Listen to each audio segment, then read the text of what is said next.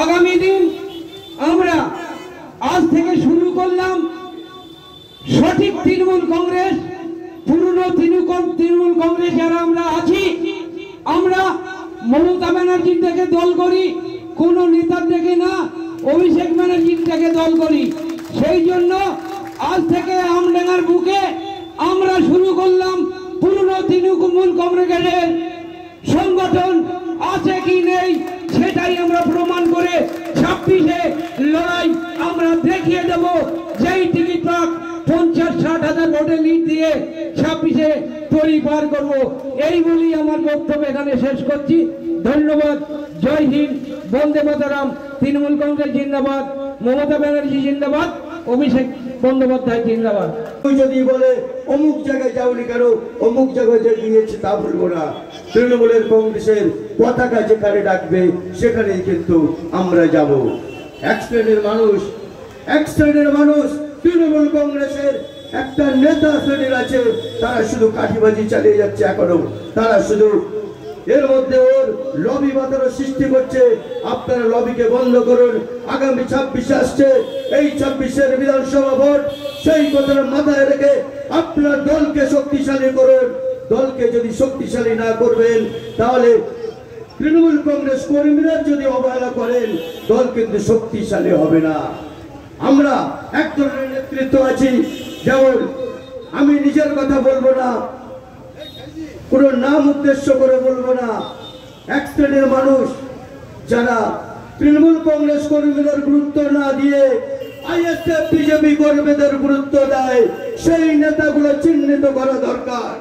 কারণ এই নেতাদের উদ্দেশ্য বলছি, আপনারা যদি তাদেরকে নিয়ে মাথায় তোলেন তাহলে তৃণমূল কংগ্রেসের কর্মীরা কিন্তু আপনাদের কাছ থেকে কিন্তু আস্তে আস্তে সরে যাবে।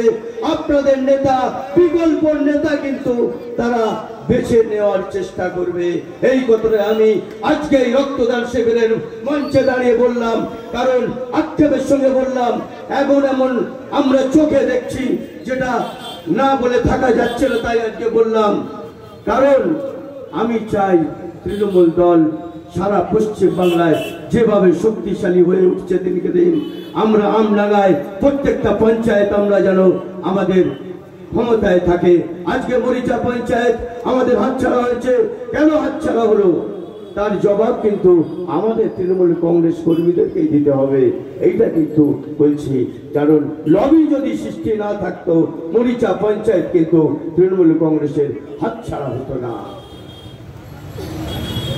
এই কথা বলছি, কারণ তৃণমূল কংগ্রেস যদি করতেই হয় মূল কান দিয়ে করুন। আমি বলছি, আমি আজকে বিগত পঞ্চায়েত সমিতির সদস্য, বিগত ভোটের আজকে এই পঞ্চায়েত নির্বাচনে আমি প্রতিদ্বন্দ্বী করিনি, তাই বলে তৃণমূল কংগ্রেস ছেড়ে দেবো না।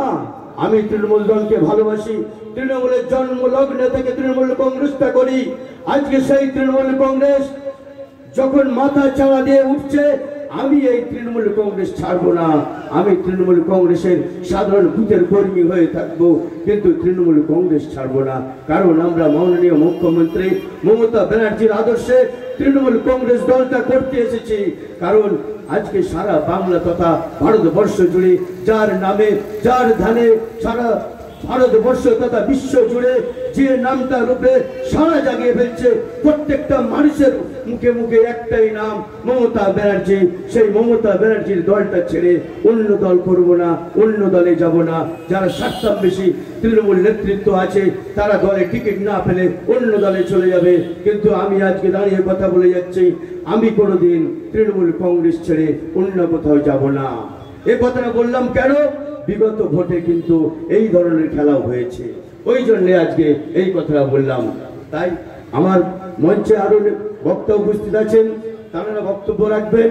আমি আমার বক্তব্য দীর্ঘায়িত করব না, তাই বলছি তৃণমূল কংগ্রেস 365 দিন যেমন মানুষের সঙ্গে থাকে, আমরা আবাল সিদ্ধি তৃণমূল কংগ্রেস কার্যালয় ঠিক তেমনি ভাবে সারা বছর মানুষের সঙ্গে থাকবে, এই আশা রেখে সবাইকে শুভেচ্ছা এবং ধন্যবাদ জানিয়ে আমি আমার সংক্ষিপ্ত বক্তব্য শেষ করছি।